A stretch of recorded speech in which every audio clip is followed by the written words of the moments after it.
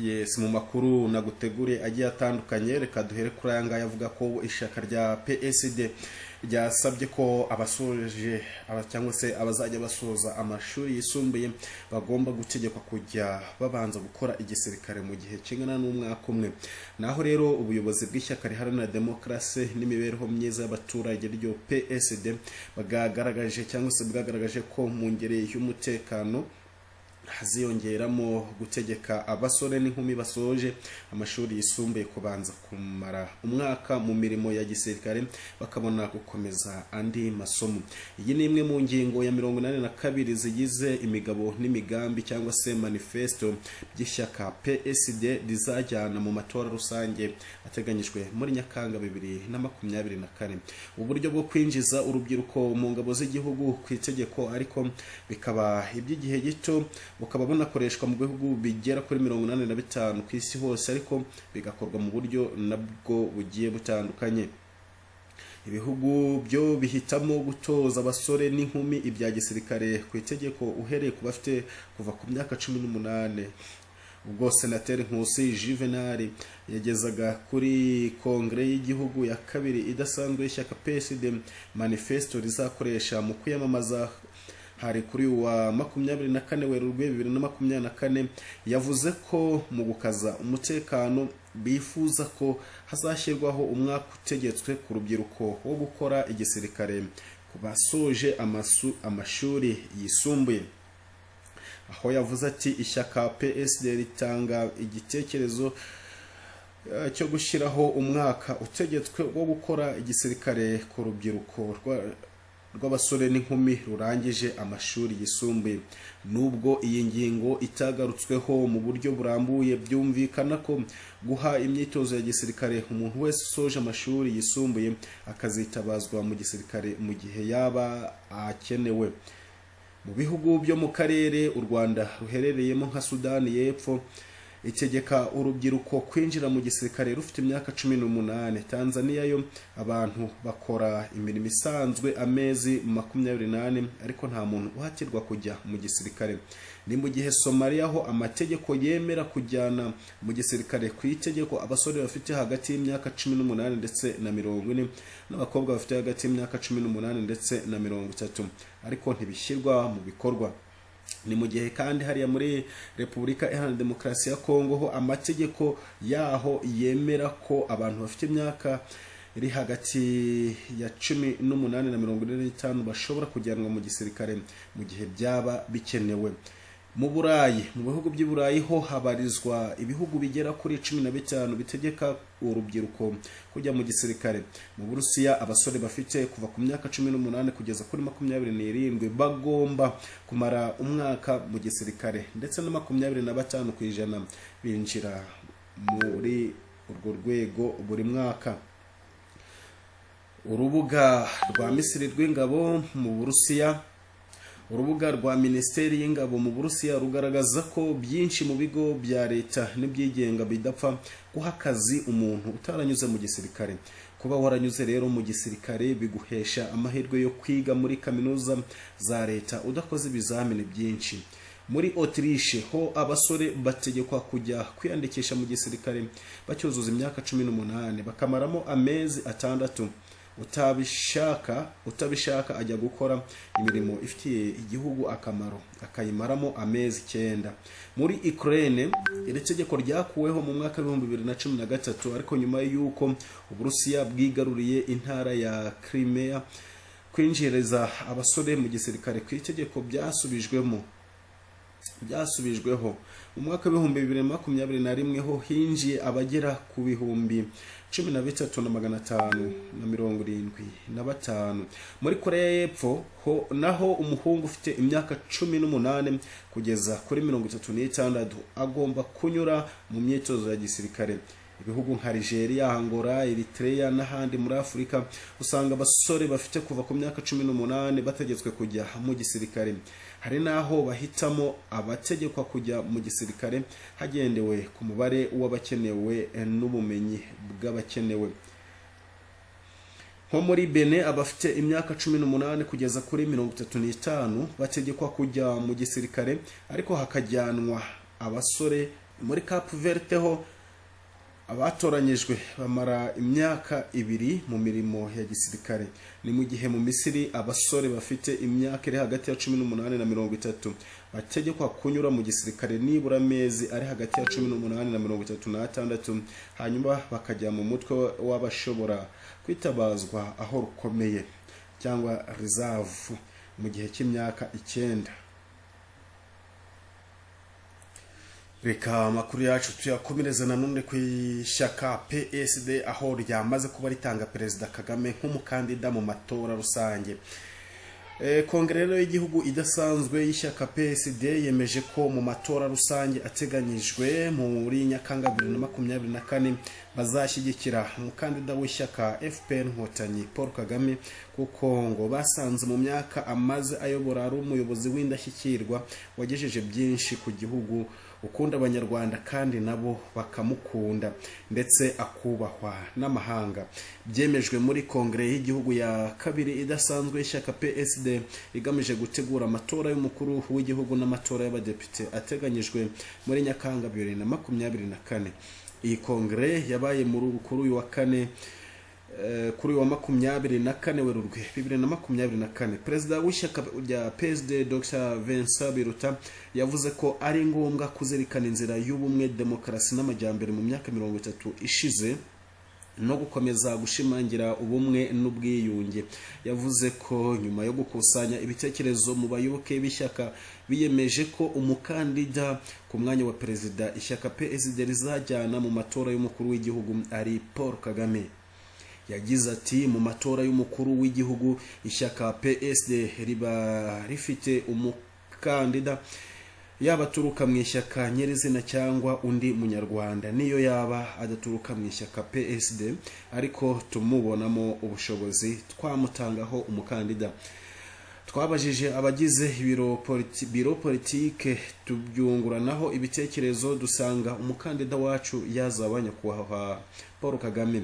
Yahamije ko Perezida Kagame ari umuyobozi w'indashyikirwa werekanye ubushobozi buhambaye, akaba umunyarwanda mwiza ukunda abanyarwanda bose. Ikindi nuko n'abanyarwanda bose bamukunda bidashidikanywaho.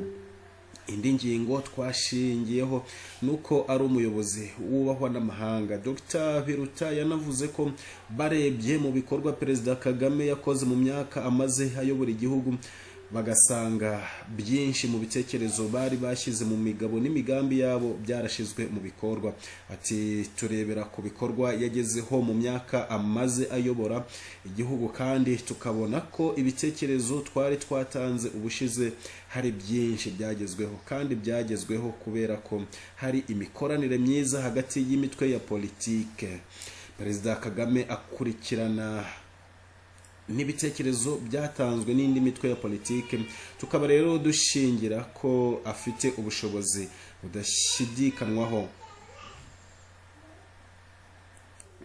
kandi bikaba bigaragara ko nawe afite ubushake bwo gukorera igihugu yita ku banyarwanda bose. Perezida Kagame yemejwe nk'umukandida mu matora y'umukuru w'igihugu azaba muri Nyakanga 2024 muri Kongere y'umuryango wa FPR Inkotanyi yo kuwa 9 Werurwe 2024. Perezida Kagame usanzwe ari chairman w'umuryango wa FPR Inkotanyi yagize amajwi 99.1%. Ishyaka PSD riheruka gutanga umukandida mu matora ya perezida mu mwaka wa 2010 ubwo ryahagararirwaga na Ntawukuri ryayo Jean Damascene waje ku mwanya wa kabiri n'amajwi 5.15.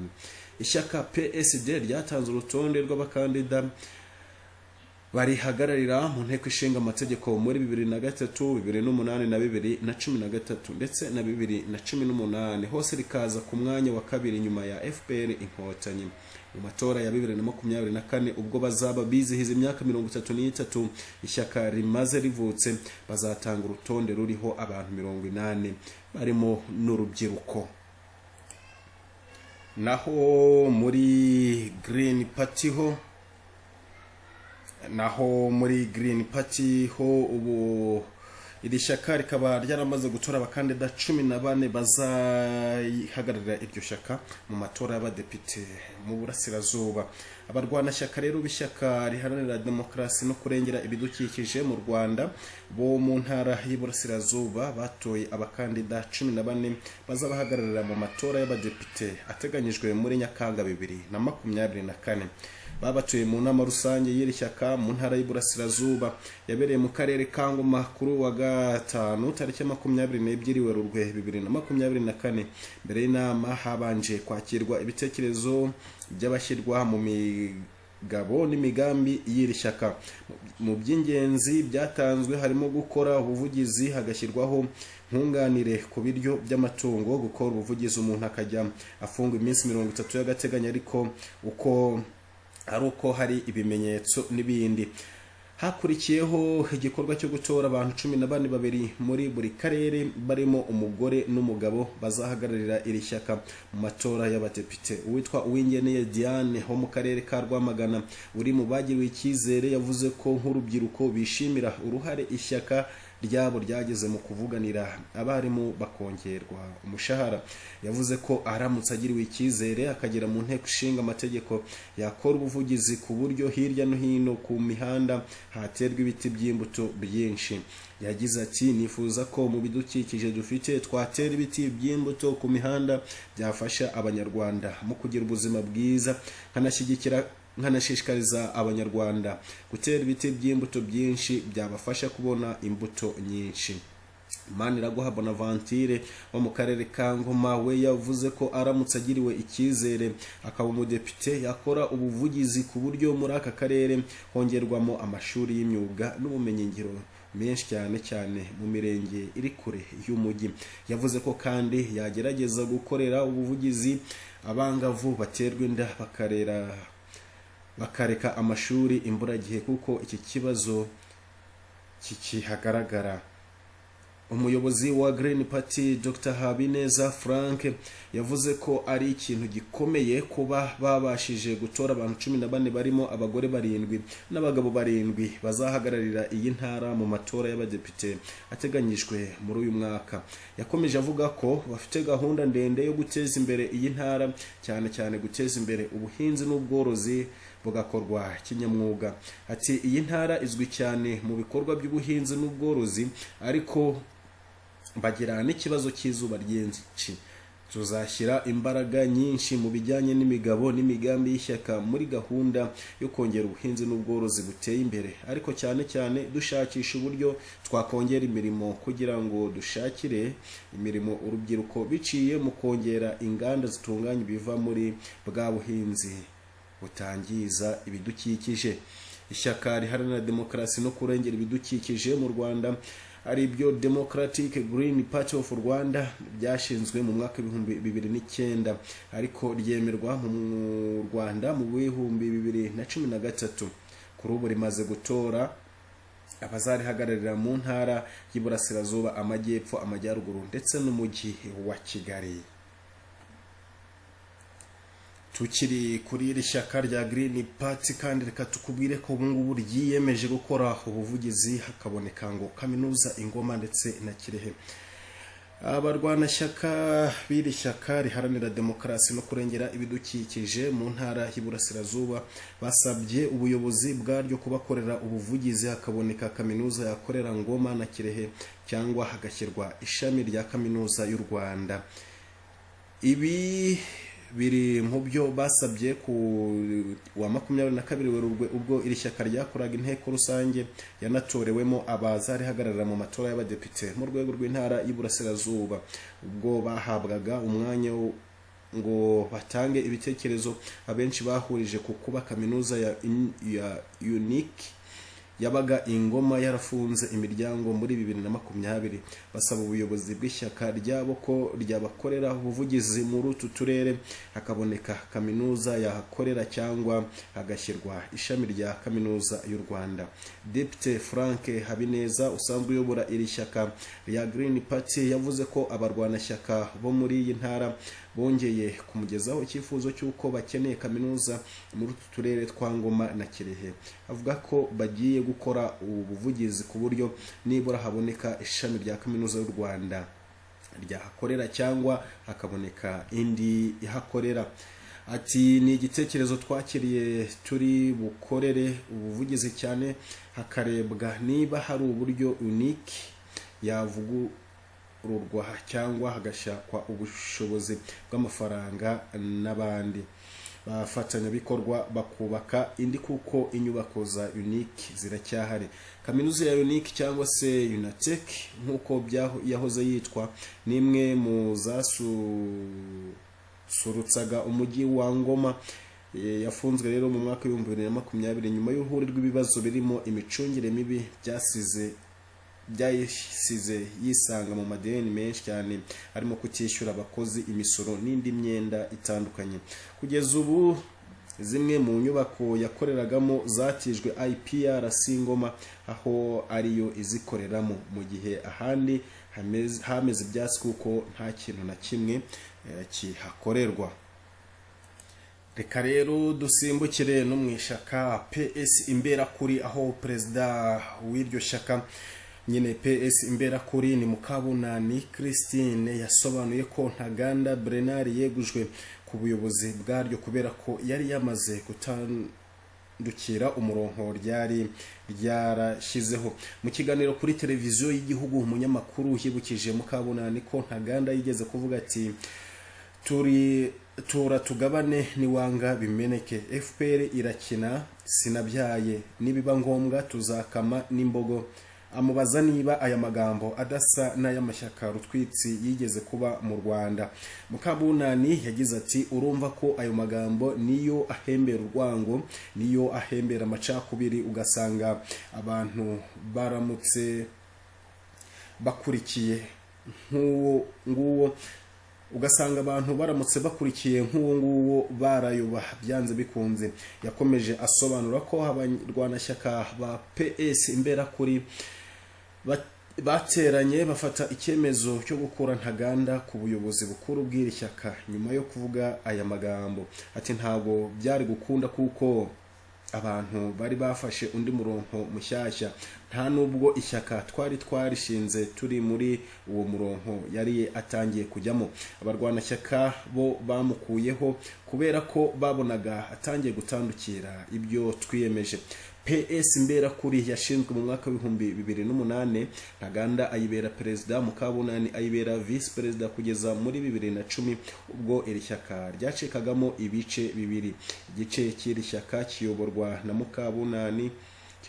Mukabunani cyahawe uruhushya rukemerera gukorera mu Rwanda byemewe n'amategeko. Icya Ntaganda cyo kiracyakora mu buryo butemewe. Aha reka tugaruke kuri uyu Ingabire Victoire Umuhoza, ngo wita umunyapolitike utavuga rumwe n'ubutegetsi mu Rwanda, ngo yongeye kwirengagiza icyo amategeko ateganya ku muntu wakatiwe igihano kingana cyangwa kirenza amezi 6 ku bijyanye no kuyobora ishyaka cyangwa imitwe ya politike.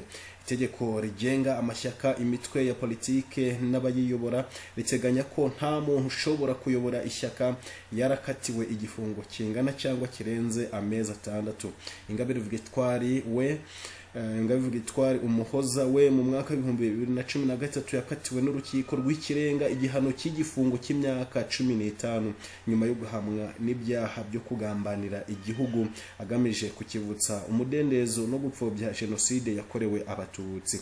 Uyu mugore wiyita ngo umunyapolitike utavuga rumwe n'ubutegetsi mu Rwanda, wanahoze mu ishyaka FDU inkingi, akimara guhabwa imbabazi na perezida wa Repubulika Paul Kagame akava muri gereza, yashinze irindi shyaka rya Dalufa Umurinzi ndetse yigaragaza nk'umuyobozi mukuru waryo. Iyi myitwarire yakomeje kumuranga, yagaragazaga kutubahiriza ibisabwa mu iteka rya perezida wa Repubulika ryatangajwemo imbabazi zimukura muri gereza. Muri Mutarama 2024 ngo inzego z'ubucamanza mu Rwanda zatangaje ko zakiriye ikirego cya Ingabire Victoire wasabaga guhanagurwaho ubusembwa. Ariko icyemezo cy'urukiko cyasomwe kwa 13 Werurwe 2024 kigaragaza ko atabihawe kuko hari ibyo yategetswe n'itegeko rya perezida agomba kubahiriza kandi bikaba bitararangira. Itangazo yasohoye mu minota mike icyo cyemezo kikimara gufatwa yarisinyeho mu mazina ye nka perezida w'ishyaka rya Darufa Umurinzi ritemewe mu Rwanda, anagaragaza ko atemeranya nacyo. Yasabye guhanagurwaho ubusembwa ngo azabashe kwiyamamaza mu matora rusange ateganyijwe muri Nyakanga 2024. Gusa Ingabire Victoire asa n'uwirengagije nkana ibyo amategeko ateganya kuva agifungurwa mu mwaka 2018 kuko ngo atahwemye kwiyita umuyobozi w'ishyaka. Iyi kandi yaje mu mpamvu ubushinjacyaha bwagaragarije urukiko ko mu byashingirwaho bituma adahanagurwaho ubusembwa harimo no kuba nyuma yo gufungurwa yarakomeje kuba umuyobozi w'ishyaka kandi atabyemerewe. Ubushinjacyaha bwagaragarije urukiko ko Ingabire Victoire atanga amatangazo anyuranye nk'umuyobozi wa Darufa Umurinzi mu bihe bitandukanye kandi nyamara umuntu ufite ubusembwa adakwiye kuyobora ishyaka. Bwanagaragaje ko Ingabire Victoire afite ibirego bitatu akurikiranweho n'urwego rw'igihugu rw'ubugenzacyaha RIB. Ingabire yagaragarije urukiko rukuru ko ibyo birego bifitanye isano n'ibikorwa bya Darufa Umurinzi yakoze mu gihe yari ari gushakisha abayoboke b'iri shyaka mu bihe bitandukanye. Nyamara yabaye nk'uwihakana iri shyaka rya Darufa Umurinzi avuga ko hatari ishyaka rya politike kuko ngo ritaremerwa n'amategeko mu Rwanda, ahubwo ko ari ihuriro rya politike, association politique. Iyi mvugo ariko igaragara ko kuyobya uburari igaragara nko kuyobya uburari kuko mu mwaka 2021 ubwo bamwe mu bayoboke baryo batabwaga muri yombi bakurikiranweho ibyaha bitandukanye yemeraga ko ari ishyaka ndetse abafunzwe ari abayoboke baryo. Urubuga rwa Darufa Umurinzi rugaragaza ko ari ishyaka riharanira imibereho myiza n'ubwisanzure kuri bose mu Rwanda, ibyo bise Development and Liberty for All. Darufa Umurinzi,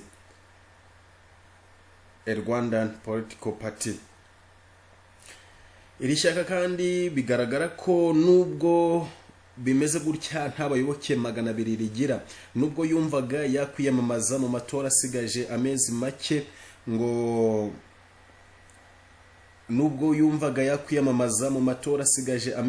ngo abe mu Rwanda, ishyaka rya Ingabire Victoire nta bayoboke 200 ryari ryagira ku buryo rishobora kwitorera umuyobozi. Ibi ubwabyo ni igihamya ko kuribera umuyobozi binyuranyije n'amategeko kuko igihano cy'imyaka 15 yakatiwe kimwambura ubunyangamugayo, hakiyongeraho no kuba ishyaka ubwaryo ridafite ububasha bwo kwitorera umuyobozi. Kugira ngo Ingabire Victoire yemererwe kuyobora ishyaka mu Rwanda bimusaba kubanza guhanagurwaho ubusembwa yatewe n'ibyaha yahamijwe, ndetse iryo shyaka rigakurikiza amategeko agenga amashyaka n'imitwe ya politike yemewe mu gihugu. Aha kandi ibinyamakuru byinshi bivuga ko ari umunyabyaha uticuza. Ibinyamakuru mpuzamahanga byakunze kumugarukaho bivuga ko ari umunyapolitike utavuga rumwe n'ubutegetsi mu Rwanda uharanira impinduka na demokarasi. Naho umuvugizi wa guverinoma y'u Rwanda Yolanda Macron abinyujije kuri Twitter aherutse gutangaza ko iyi mvugo yo gukomeza kwita Ingabire umunyapolitike utavuga rumwe n'ubutegetsi nta kuri ngo kurimo. Ati Victoire Ingabire ntabwo ari umunyapolitike utavuga rumwe n'ubutegetsi, nta nubwo ari n'impirimbanyi ya demokarasi. Ati ni umunyabyaha uticuza wahamwe n'umugambi wo guhirika guverinoma abinyujije mu nzira z'imyivumbagatanyo no kugerageza kubiba amacakubiri mu Rwanda. Ati hashimwe ubutabera bw'u Rwanda bwongeye gushimangira iyubahirizwa ry'amategeko. Reka tugaruke ku buryo bwihariye kuri Dr Frank Habineza turebe mu gihe cy'imyaka 6 mu nteko ndetse n'impumeko ye kuri ubu ngubu. mu gihe rero habura amezi makeya kugira ngo hatangire ibikorwa bijyanye n'amatora y'abadepite ndetse n'aya perezida wa repubulika, cyane ko ari uwo mwaka wa mbere agiye kuba ahujwe, amashyaka ndetse n'abanyepolitike batandukanye mu Rwanda batangiye gukora ibikorwa bitandukanye by'imyiteguro iganisha kuri ayo matora. Dr Frank Habineza uyobora ishyaka Democratic Green Party of Rwanda ni umwe mu bashaka kongera kwiyamamariza kuyobora u Rwanda nyuma yo kudahirwa n'umwaka wa 2017. Kwiyamamaza kwa Habineza ariko hari ababifata nko gushaka kwivana amata ku munwa, dore ko uyu mugabo wari umaze imyaka 6 ari umudepite niyamamaza ku mwanya wa perezida atazaba yemerewe kwiyamamaza mu badepite. Igihe cyaganiriye na Dr Frank Habineza maze agaruka ku myiteguro y'amatora, ibyo yigiye mu nteko, iby'amashyaka atavuga rumwe na leta mu Rwanda ndetse n'ibindi. Ikibazo cya mbere baramubajije bati imyiteguro y'amatora imeze ite muri Green Party? Ati navuga ko imyiteguro tuyigeze kure kuko twatangiye kwitegura iby'amatora mu mwaka 2022. Ati twari tuzi ko amatora y'abadepite azaba muri 2023. Icyo gihe twatangiye kwitegura dushyiraho inzego z'ishyaka zaba iz'urubyiruko n'iz'abagore, tugenda tuzishyiraho ku rwego rw'uturere. Ati icyo gihe rero nibwo twatangiye kugenda dutora, twuzuza, tunasimbuza abayobozi n'izindi nzego zisanzwe. Akomeza avuga ati kuba twarashyizeho izo nzego rero zaba iz'urubyiruko, iz'abagore, zikaza zunganira iz'ishyaka zisanzwe, yari intsinzi ikomeye cyane kuko ni ukuvuga ngo twari dufite abantu bazavamo abakandida. Ati ikindi twakoze mu mwaka ushize twitegura amatora cyane cyane kuva muri Nzeri. Ati twatangiye kwitegura manifesto, aribyo imigabo n'imigambi. Impamvu nuko twiteguraga kujya mu matora ariko tukaza kumenya ko yigijwe imbere. Ati twahise dutangira kureba imigabo n'imigambi rero y'ibyo tuzagenderaho twiyamamaza, dushyiraho komite ibyiga. Hari n'imyiteguro dukora yo gushaka abakandida. Ati ibijyanye n'iyo myiteguro rero murabizi ko muri iyi minsi imitwe ya politike iri gushaka abakandida baziyamamaza mu matora y'abadepite n'amatora ya perezida wa repubulika. Ati twebwe nk'ishyaka twakoze inama nkuru y'ishyaka muri Gicurasi umwaka ushize, ndetse ishyaka ryemeje umukandida ku mwanya wa perezida wa repubulika ari we njyewe Dr Frank Habineza. Ikindi kibazo umunyamakuru yaramubajije ati ese ubusanzwe Green Party ifite abayoboke bangana iki? Nawe yasubiza avuga ati niba nkubwiye ko twabashije kujya mu turere twose tw'igihugu ko ari 30, tukabonayo urubyiruko, tukabonayo abagore, tukubaka n'inzego zabo, ati buriya nuko tubafite. Umunyamakuru ati njyewe ndavuga umubare ufatika. Nawe aramusubiza ati ubwo duheruka kubara bari bamaze kugera mu 300,000. Atari kubu ndizera ko bamaze kurenga ubu nubwo nubundi abagera ku 300,000 atari bake. Umunyamakuru ati wizera ko habayoke 300,000 bakuzamura bakageza aho mwifuza? Ati nizera ko bahagurukiye icyarimwe byatugeza kure cyane. Umunyamakuru ati kwiyamamaza ku mwanya wa perezida kandi ubushize waratsinzwe, ntiwiyamamaze mu badepite kandi ariho watsinze ubushize, ibyo si nko kwikura amata ku munwa? Dr Frank Habineza ati icyo nakubwira nuko iki cyemezo twagitekerejeho kandi ni icyemezo gikomeye kirimo n'ubwitange bukomeye. Ati n'abandi benshi barabivuze no mu ishyaka bati ibyo kwiyamamaza ku mwanya wa perezida tubireke twiyamamaze ku mwanya w'abadepite.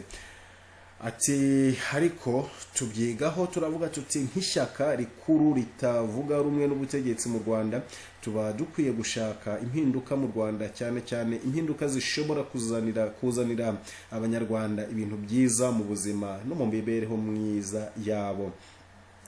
Dr Frank arakomeza ati ishyaka ryacu rero rifashe umwanzuro ko ritajya mu matora ya perezida wa repubulika, twaba duhombeje cyane abanyarwanda badufitiye icyizere. Ati ikindi kandi ari amatora aheruka twayigiyemo, nubwo muvuga ngo nabonye amajwi make, ariko nk'ishyaka imigabo n'imigambi yacu imyinshi yagezweho. Umunyamakuru harongera aramubaza ati byagezweho gute kandi manifesto yanyu atariyo yatsinze? Dr Frank Habineza harongera aramusubiza ati ntabwo yatsinze, ariko abatsinze baje kubona ko ibitekerezo byacu byari bifite akamaro kuko bimwe muri byo byarakozwe. Turabizi ko twakomozaga cyane ko kucyo kugabanya umusoro w'ubutaka, ati twavugaga kucyo kuba abantu bagira ibyangombwa by'ubutaka bya burundu, ati byose twabivuze kenshi kandi cyane.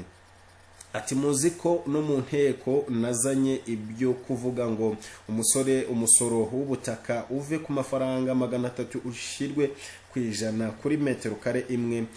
Byaciye mu nzira nyinshi, ariko ubu byasubiye ku mafaranga 80 ya kera byariho. Ati urumva ko rero ibitekerezo byacu byagiye bihabwa agaciro kuko ibyifuzo byacu n'ibyifuzo by'abanyarwanda. Ati ngira ngo ibyo kugaburira abana ku ishuri murabizi ko nabivuze bwa mbere muri 2017, navuze ko abantu nibantora nzashakira abana ibyo kurya ku mashuri. Abantu baranseka cyane ndabyibuka rwose. Atari kubu murabibona ko byabaye itegeko rya Minisiteri y'Uburezi ko abana bagomba kurya ku ishuri, ndetse noneho n'ababyeyi bakabigiramo uruhare.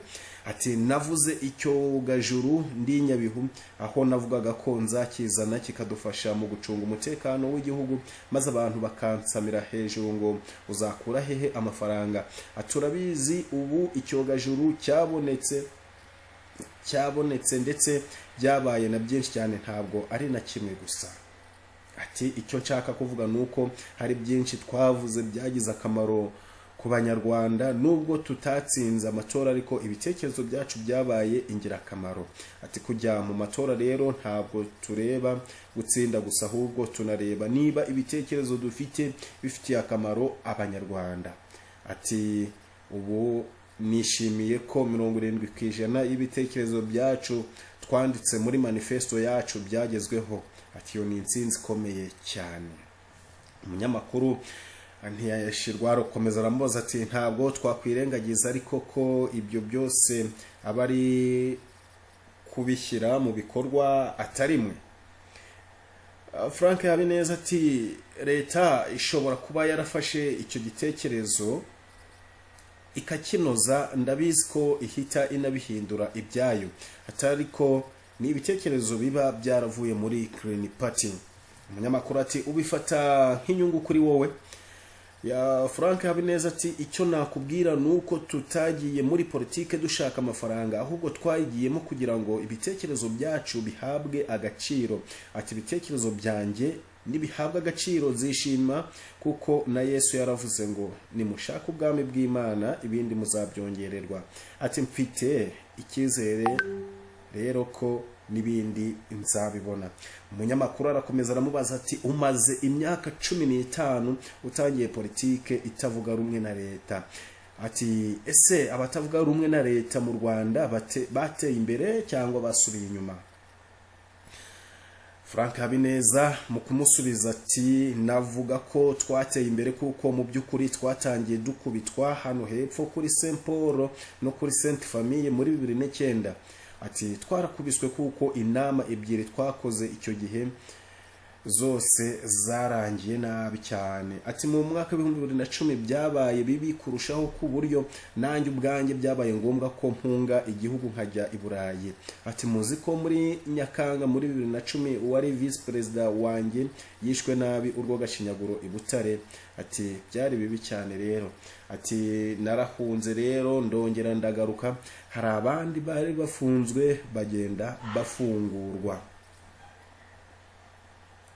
Frank Habineza ati ishyaka ryacu ryamaze imyaka 4 ritarandikwa, ariko duharanira ko ryandikwa. Biza gukorwa muri 2013, tuza no kujya mu matora nubwo tutayatsinze, ariko twayagiyemo tujya mu ya 2018, tujya no mu nteko ishinga amategeko.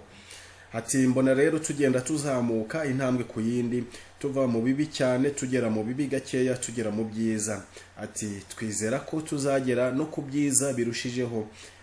Navuga ko turi kuzamuka rero, ntabwo turi gusubira inyuma.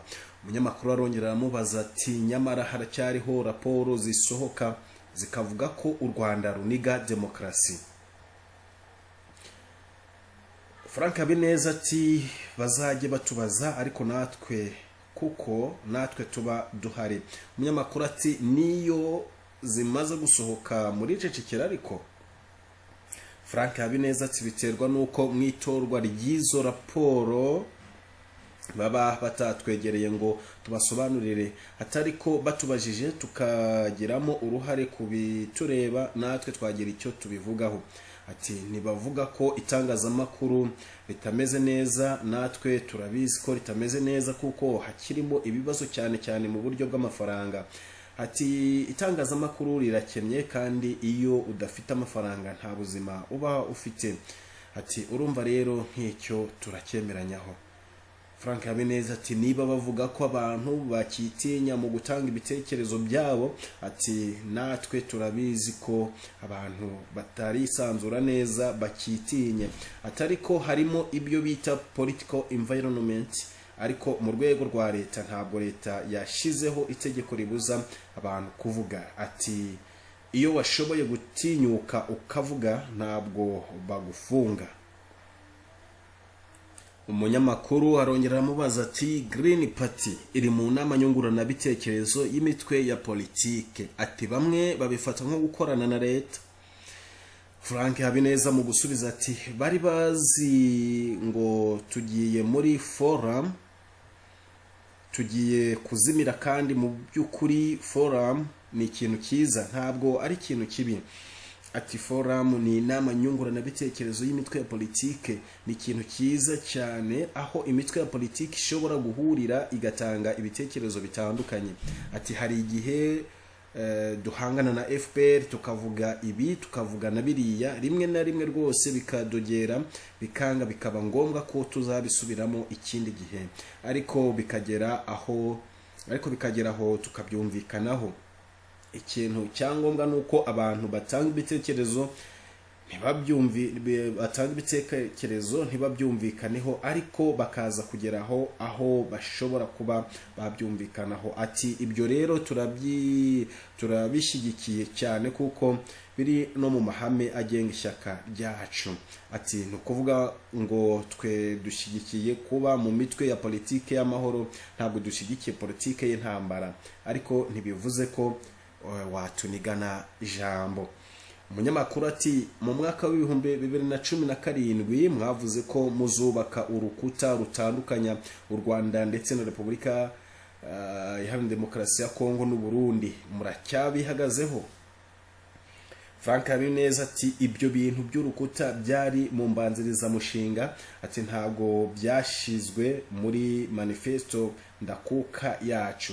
Ati niba mushobora kubona mubireba irahari ku rubuga rwacu, ntabwo icyo gitekerezo kirimo kuko cyari cyazanwe muri cya gihe cy'ikusanya bitekerezo, kuko manifesto iva mu bitekerezo by'abarwanashyaka. Ati cyaraje rero tukivugaho, sinzi ukuntu cyagiye mu itangazamakuru, ariko ntabwo cyagiye mu byemezo by'ishyaka. Ati gusa icyo navuga ku bibazo by'u Rwanda na Kongo, icyo dushyigikiye nuko ibibazo bigomba gukemuka mu nzira y'amahoro. Ati twumva ko inzira y'imirwano atari yo nzira ikemura ibibazo. Abantu bagomba kwicara kuko hari inzira zihari zo kuganira. Ati byaba ibiganiro by'ubuhuza bya Rwanda, ibya Nairobi. Ati cy'ingenzi ni ugushyira mu bikorwa ibyo baba baganiriye. Frank Habineza akomeza avuga ati ikibazo bano banyepolitike bafite nuko bagenda bakaganira bakanasinya, ariko ntibabishyire mu bikorwa, nicyo kibazo bafite. Ati aho rero niho abantu baba bagomba kubabaza inshingano zabo. Kuki musinya ibintu ntimubishyire mu bikorwa? Nka kiriya kibazo cya M23 ntabwo cyagombye kuba gihari, kuko hari ibyo bumvikanyeho barasinya, bagira ibyo babemerera, ariko ntibyashyirwa mu bikorwa. Ati njyewe ndi perezida wa Kongo cyangwa ndamutse ndumugira inama, namubwira ntifata bya bipapuro wasinye cyangwa ibyabasinwe na mugenzi we Kabila ubishyire mu bikorwa. Umunyamakuru arongera aramubaza ati ese ku ruhande rw'u Rwanda ho ni iki ubona wakora kugira ngo ikibazo gikemuke? Frank Habineza ati ni ukubashishikariza gushyira mu bikorwa iyo myanzuro iba yafashwe. Ati icyo navuga kuri ibi bibazo nk'ishyaka ni uko twe dushyigikiye ko ibi bibazo bikemuka mu mahoro. Ati twemera ko u Rwanda rwajya kurwana ari uko rwatewe. Ati turamutse dutewe cyangwa bigaragara ko turi ku nkeke bagiye kudutera, icyo gihe twakwirwanaho.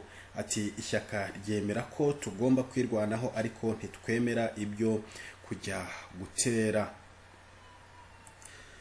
Umunyamakuru harakomeza aramubaza ati nyakubahwa umaze imyaka 6 uri mu nteko, ati ubona hari itandukaniro ugereranyije na mbere utarajyamo? Inteko Dr. Habineza ati inteko ishinga amategeko ifite inshingano nk'ebyiri cyangwa 3. Ati ifite inshingano yo gukora amategeko, ikaba ifite n'inshingano yo gukurikirana imikorere ya guverinoma cyangwa kugenzura imikorere yayo ndetse no guhagararira abaturage. Ati navuga ko rero muri izo nshingano zayo zose ko ari 3, yaba yo gukora amategeko twarayakoze, iyo gukurikirana imikorere ya guverinoma nayo irakorwa, noneho niyo guhagararira abaturage nabyo turabikora. Ati iyo hatitambikamo COVID-19 twakabaye kuba twarakoze neza kurushaho, atariko muri iki gihe tumazemo inshingano twarazikoze kandi turacyanazikora. Ati gusa hari ibikeneye guhinduka. Umunyamakuru ati byo ni ibiki bikeneye guhinduka? Undi nawe ati ngira ngo nge ndi mu bantu bibanze batanze ibibazo by'abaturage mu nteko. Atariko nagiye mbitanga mu buryo butaziguye, ariko bisaba ko umuturage abanza kukwandikira agashyiraho na fotokopi indangamuntu ye.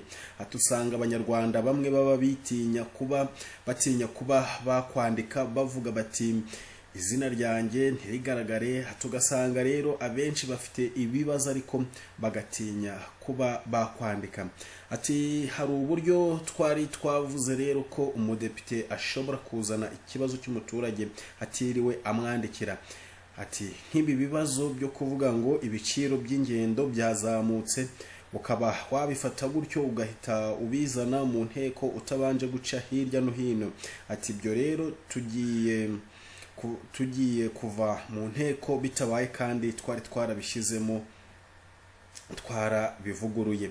Ati hari ukuntu abaturage bavuga ngo ntimwatuvuganiye ku bibazo runaka, atariko ntibamenye ko iryo tegeko ritabitwemerera. Ati hari ukuntu nge najyaga nyuzamo nabona nka minisitiri aje ngahita ngikubita aho nkavuga nk'ikibazo cy'ingendo cyifashe gutya, nubwo nabaga nzi ko byagakwiye gukorwa mu nzira zindi ariko byatangaga umusaruro bigakemuka. Umunyamakuru ati byaba ariyo mpamvu abaturage bashinja inteko kutabavuganira uko bikwiye. Frank Habineza turumva iryo tegeko mvuga riramutse risohotse riba rihaye umuturage wese uburenganzira bwo kuzana ikibazo abonye cyose atarindiriye kuvuga ngo umuturage abanze yandika. Ati wajya ahantu mu rugo ugasanga habaye ikibazo gikomeye cyane ku buryo wabona ikibazo ukaza ukakivuga, bagahita bahamagaza minisitiri ubishinzwe akaza kubisobanura, ikibazo kigahita gikemuka. Umunyamakuru arakomeza ati mu mwaka w'ibihumbi 2017 wabugiye kwiyamamaza ubanje kugwatiriza inzu yawe kubera amikoro. Ati ubu bwo byifashe bite?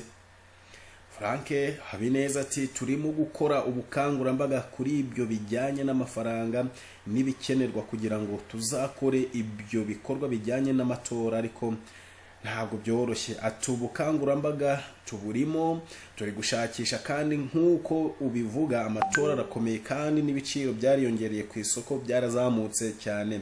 Ati uko ibintu byagurwaga muri 2018 ntabwo ariko bigurwa tubu, ndetse n'ibiribwa byarazamutse. Ati ni ukuvuga ngo ibintu biragoye, ariko amatora tugomba kuyajyamo byanze bikunze, tuziyamamaza kandi ubushobozi bwo kubikora byanze bikunze tuzabubona. Ikinyamakuru BBC Gahuzamiryango cyo cyamaze kuba cyandika kuri page yacyo kiti PSD na PR amashyaka abiri akomeye yemeje Kagame nk'umukandida wayo. Ibi bivuze iki? Ku cyumweru amashyaka ya Parti Liberal PL na Parti Social Democratique PSD yemeje ko azashyigikira umukandida Paul Kagame wa FPR Inkotanyi mu matora yo muri Nyakanga uyu mwaka.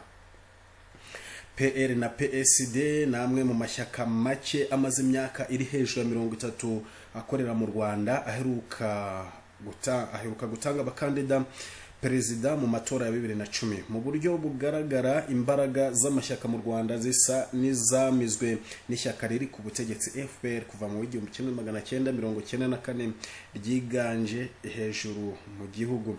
Mu buryo budatunguranye mu nama rusange z'aya mashyaka zabereye umunsi umwe ariko ahatandukanye i Kigali, aya mashyaka yombi yemeje ko azashyigikira Kagame.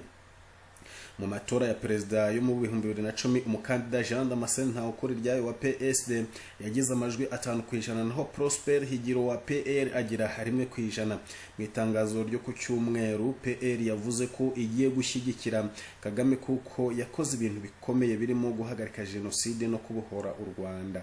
Iri shyaka ryitegura kuzuza imyaka 30 rigira riti ubu natwe abaye umukandida wacu tugomba kwamamaza mu banyarwanda bose.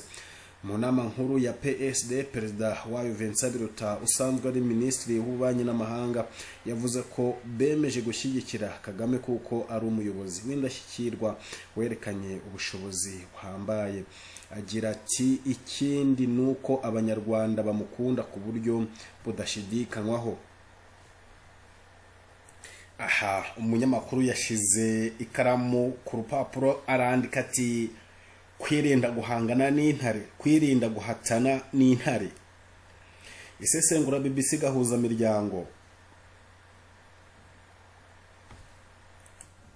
Mu myaka hafi 30 ishize urubuga rwa politike mu Rwanda mu buryo bugaragara rutegetswe kandi rugenwa n'ishyaka FPR Inkotanyi. Aya mashyaka na PSD yahoze ari mu mashyaka akomeye mu gihugu. Imbaraga zayo uyu munsi cyane cyane mu rubyiruko mu gihugu ntabwo zigaragara ugereranyije n'iza FPR. FPR ishyaka rifite intare mu kirango cyaryo. Buri mwaka urubyiruko ibihumbi n'ibihumbi ku mashuri bigaho no ku midugudu batuyeho bakora indahiro ikomeye yo kubinjiza muri iri shyaka. Baba babonamo icyizere ko kuri bamo bizabageza ku byo bifuza nk'akazi, kugira ijambo, imyanya politike ndetse n'ibindi. Abatavuga rumwe n'ubutegetsi bwa FPR Inkotanyi bavuga ko amashyaka yo mu gihugu akorera mu kwa FPR cyangwa ko ariyo yisangije urubuga rwa politike. Mu kiganiro yahaye televiziyo Al Jazeera mu mwaka wa 2010, Perezida Kagame we yavuze ko ataryozwa kuba abatavuga rumwe n'ubutegetsi mu gihugu bafite imbaraga nkeya, ko we adashobora guterwa isoni no kuba afite imbaraga. PSD ikurewe na Vincent Biruta kuva mu mwaka wa 1997 mu myanya yo hejuru muri guverinoma cyangwa mu nteko ishinga amategeko. PL ni ishyaka rivuga ko riharanira ukwishyira ukizana kwa buri muntu. Ikuriwe na Donatilla Mukabalisa kuva mu mwaka w'ibihumbi 2013. Ni umukuru w'inteko ishinga amategeko umutwe w'abadepite, mbere yaho yari umusenateri kandi yinjiye mu nteko ishinga amategeko kuva mu mwaka w'ibihumbi 2000 nk'uko umwirondoro we ubigaragaza. Uhereye ku bakurikiye aya mashyaka, uhereye ku bakuriye aya mashyaka n'abari iruhande rwabo bashobora kugumana imyanya cyangwa kubona imyanya mu nteko ishinga amategeko no muri leta ikuriwe na FPR, guhatana n'ayantare bashaka impinduka bishobora kutabahira, bikaba byasobanura amahitamo bakoze ku cyumweru. Umwe mu basesengura ibya politike avuga ko FPR Inkotanyi yirunzeho imbaraga za politike zose zishoboka mu Rwanda, bigatuma ibyitwa politike y'amashyaka menshi mu Rwanda isigara iriho ku mazina gusa y'ayo mashyaka. Bernard Ntaganda, umwe mu batavuga rumwe n'ubutegetsi mu Rwanda, ishyaka yashinze PS Imberakuri rimaze imyaka ryaracitsemo kabiri. Igice cye nticyemewe n'amategeko, ikindi gice cyaremewe kandi cyabonye imyanya mu nteko ishinga amategeko. Ntaganda kenshi avuga ko FPR Inkotanyi yanize urubuga rwa politike kandi ko itihanganira irindi shyaka cyangwa undi munyepolitike utabona ikintu kimwe nayo. Abashyigikiye FPR bo kenshi batanga ingingo ko iri shyaka n'umukuru waryo Paul Kagame bagejeje u Rwanda ku mutekano, iterambere no gusubiza agaciro abanyarwanda. Akenshi ibi babishyira kuri Paul Kagame cyane cyane mu gihe nk'iki amatora yegereje, aho benshi biteze ko nta kabuza azayatsinda, ahubwo bibaza amajwi azagira 100%, kuko kugeza ubu nta mukandida ugaragara ukomeye bazahatana. Ubwo ni ubusesenguzi bwa BBC. Reka tugaruke kuri uyu mugabo yitwa Mpayimana Philippe, akaba yaramaze gutangaza ko afite intego yo kongera kwiyamamaza kuyobora u Rwanda mu matora ateganijwe muri Nyakanga 2024. Mpayimana yamamaye cyane ubwo mu mwaka wa 2017 yiyamamarizaga kuyobora u Rwanda mu matora yegukanwe na Paul Kagame n'amajwi 98.79%. Mpayimana wari umukandida wigenga yaje ku mwanya wa kabiri n'amajwi 0.73%, ubwo Frank Habineza watanzwe na Green Party aza ku mwanya wa gatatu n'amajwi yagize 0.48%. Nyuma yaho nabwo ntiyacitse intege kuko yagaragaye mu bahatanira kuba abadepite, ubwo yamamazaga ku giti cye nabwo ntiyabona amajwi amwinjiza mu nteko ishinga amategeko. Mu mwaka wa 2018 nibwo Mpayimana yatangaje ku mugaragaro ko ashinze ishyaka ryitwa Parti du Progrès du Peuple Rwandais PPR, rigamije iterambere ry'abanyarwanda, ariko ntabwo yakomeje kumvikana mu ruhando rwa politike. Mu Gushyingo mu mwaka wa 2021 yongeye kuvugwa ubwo yahabwaga akazi muri Mini Ubumwe, aho yagizwe impuguke ishinzwe ibikorwa by'ubukangurambaga. Aho ari mu biruhuko mu gihugu cy'Ubufaransa, yabwiye ikinyamakuru Igihe ko intumbero ye yo kuba perezida w'u Rwanda ikomeje. Yavuze ko hari ibitaragerwaho yifuza gufatamo nyamo n'abanyarwanda. Yicaye ku ntebe yo muri Village Urugwiro, ati mfite umushinga wo gutanga kandidatire. Yavuze ko nubwo bakunze kuvuga ko nta muntu uhindura ikipe itsinda, ngo bishoboka no gukora ishyaka kandi nayo igatsinda. Mu mpamvu zatumye afata umwanzuro wo kuziyamamaza harimo ngo ikibazo cy'ingorabahizi cy'abanyarwanda bahunze u Rwanda mu 1994 bari mu mahanga, nta kintu na gito cyo kwiyegereza igihugu cyabo bafite. ati baracyafite imyumvire y'icyo gihe kandi n'abanyarwanda tutagomba gutererana. Ati dukeneye za gahunda nshya zituma aho bari batangira kwisanisha no gukorana n'igihugu cyabo. Mpayimana avuga ko hari ibintu birenga 20 ateganya kuzashyira muri manifesto ye mu gihe kigera ku kwezi kuri imbere. Gusa ngo hazagarukamo ibijyanye n'ubumwe bw'abanyarwanda n'uburyo amahanga abanira igihugu. Ati ibihugu byo hanze kubera ingengabitekerezo yabigezemo, twe dufite intera twagezemo, ariko ibihugu byo hanze biracyashaka gucamo Afurika kabiri. Turabona muri Kongo iyo bacamo ibice abantu bamwe babita ko ari abanyarwanda, buriya nitwe baba bashaka ko dusubiranamo. Ati yavuze ko ibyo byose bikeneye politike nshya kuko ibihugu bijya inyuma ya Kongo biba bishyigikiye n'ingengabitekerezo yayo. Yasobanuye ko mu gihe cy'ukwezi kumwe cyangwa abiri azatangira gushaka abantu ababwira ibitekerezo bye bya politike. Ibyo ngo ntibizabangamira akazi ka Minubumwe asanzwe akora kuko azajya abijyamo mu masaha ya nyuma yako. Ateganya ko ngo muri aya matora azakoresha amafaranga ye bwite yizigamye. Ati nta gahunda yo gusaba inguzanyo nzakoresha ubushobozi bwanjye. Mpayimana yavukiye mu karere ka Nyaruguru mu mwaka w'1970. Yize amashuri yisumbuye mu rwunge rw'amashuri rwa Save, akomereza muri Kaminuza Nkuru y'u Rwanda i Nyakinama. Yanakomereje mu by'indimi muri Cameroon, aza kuba umwe mu banyamakuru batangiranye na televiziyo y'u Rwanda mu 1992. Yanabaye impunzi muri Kongo Kinshasa, Kongo Brazzaville, Cameroon n'Ubufaransa. Aza no kwandika igitabo yise Réfugiés rwandais entre marteau et enclume, récit du calvaire au Zaïre. Reka rero tugaruke kuri Perezida Paul Kagame w'u Rwanda, aho yavuze ko aziyamamaza kuri manda ya 4 mu matora ya perezida ateganyijwe kuba mu kwezi kwa 8 mu mwaka w'2024. Mu nkuru yo mu Gifaransa, ikinyamakuru Jeune Afrique cyo mu Bufaransa yatangajwe ku wa kabiri. Hari ku wa kabiri BBC gahuza miryango ifitiye kopi Kagame yabwiye icyo kinyamakuru ko rwose aziyamamaza. Ati yego rwose ndi umukandida. Ishyaka FPR riri ku butegetsi mu Rwanda ntabwo ryari ryagatangaje ku mugaragaro uzarihagararira mu matora.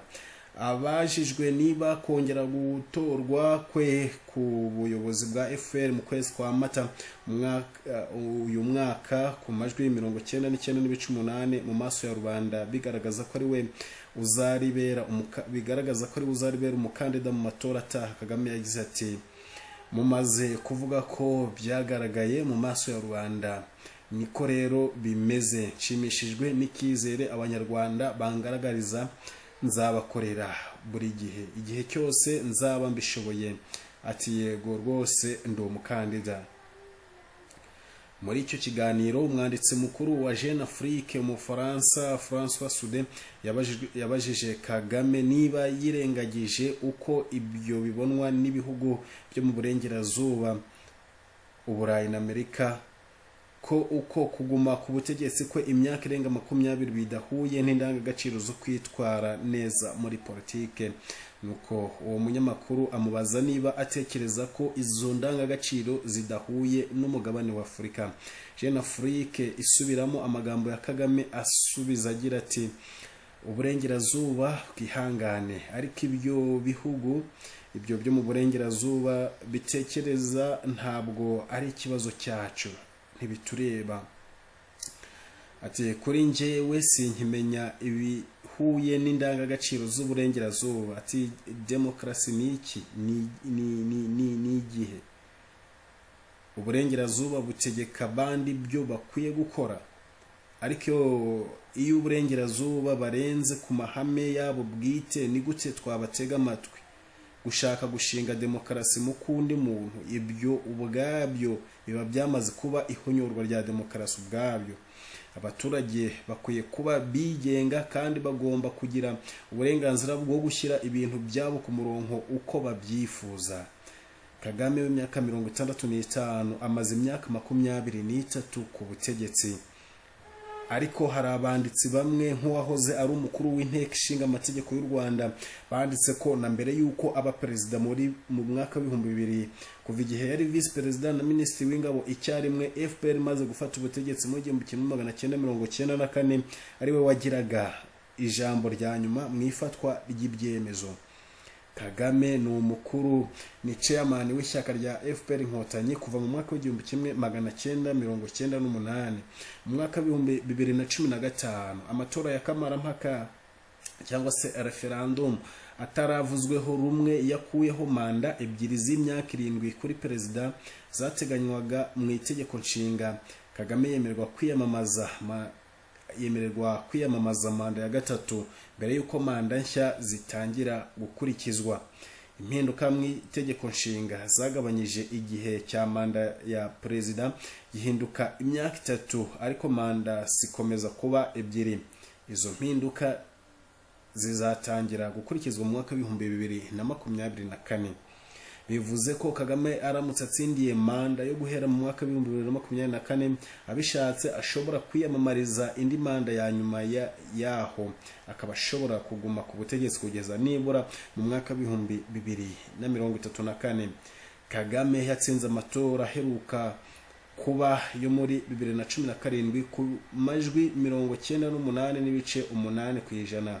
Ku butegetsi bwa Kagame u Rwanda rukomeje kubamo ituze muri rusange, ariko abamunenga hamwe n'imiryango iharanira uburenganzira bwa muntu bashinja ubutegetsi bwe kugabanya ubwisanzure muri politike no kuburizamo abatavuga rumwe n'ubutegetsi bwe. Perezida Kagame ati ndashaka untura umuzigo nikoreye. Uyu ni Kagame wemejwe ku majwi 99% nk'umukandida wa FPR.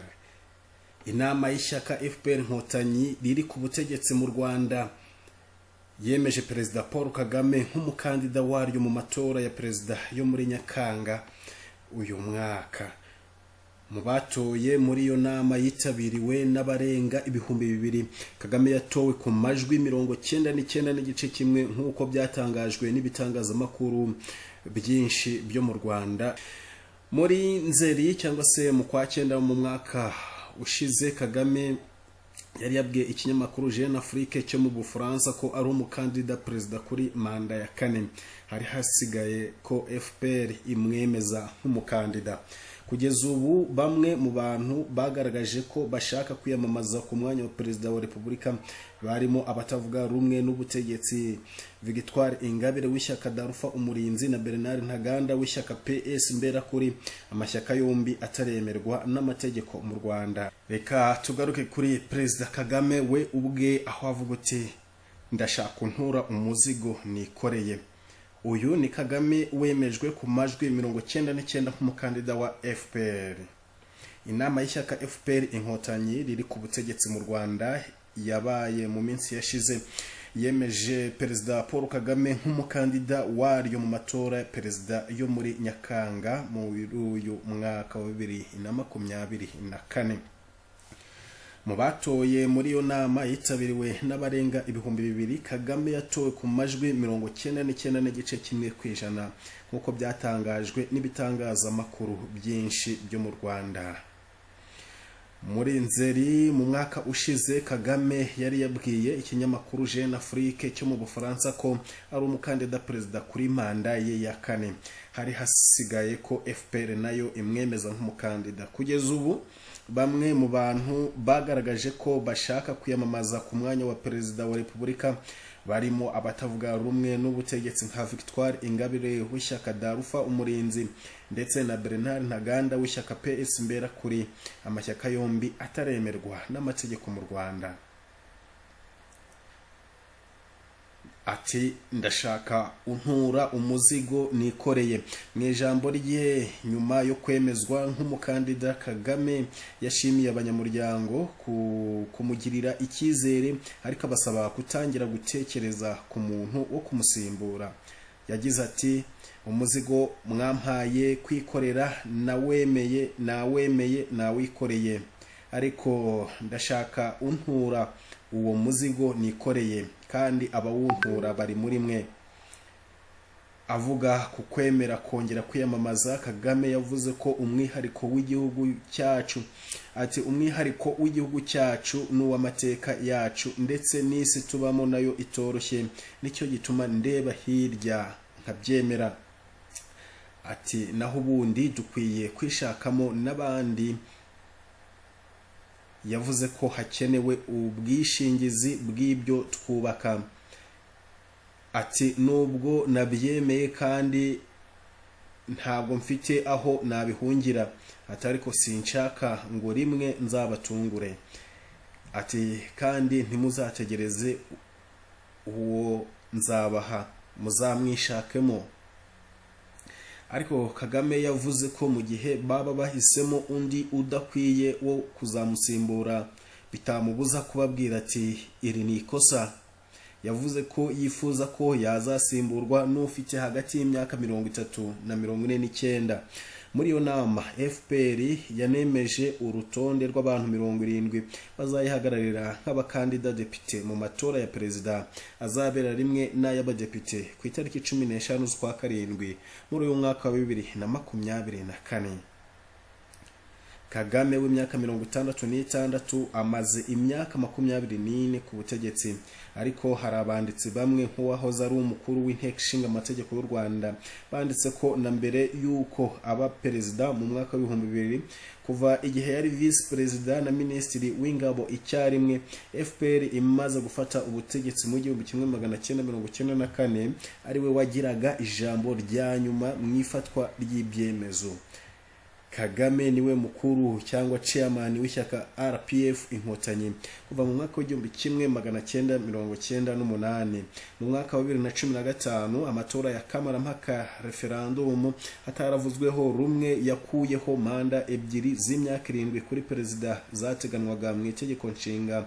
Kagame yemererwa kwiyamamariza manda ya gatatu mbere yuko manda nshya zitangira gukurikizwa. Impinduka mu itegeko nshinga zagabanyije igihe cya manda ya perezida gihinduka imyaka 5, ariko manda zikomeza kuba ebyiri. Izo mpinduka zizatangira gukurikizwa uyu mwaka. Bivuze ko Kagame aramutse atsindiye manda ya 4 uyu mwaka, abishatse ashobora kwiyamamariza indi manda nyuma yaho, akaba ashobora kuguma ku butegetsi kugeza nibura mu mwaka w'2034. Kagame yatsinze amatora aheruka kuba yo muri 2017 ku majwi 98.8%. Ubutegetsi bwa perezida Kagame u Rwanda rukomeje kuba mituze muri rusange, ariko abamunenga hamwe n'imiryango iharanira uburenganzira bwa muntu bashinja ubutegetsi bwe kugabanya ubwisanzure muri politike no kuburizamo abatavuga rumwe n'ubutegetsi bwe.